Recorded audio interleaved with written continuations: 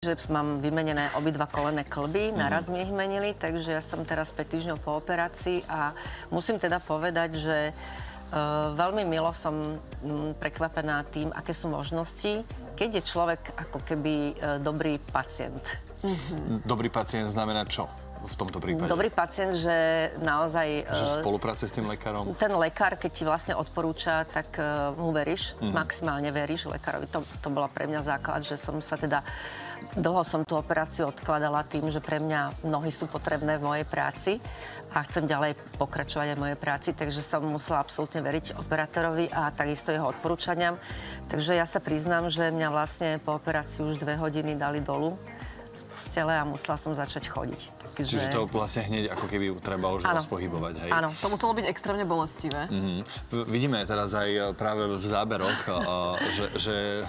To, čo vidíme teraz, tak to je druhý deň po operácii. Už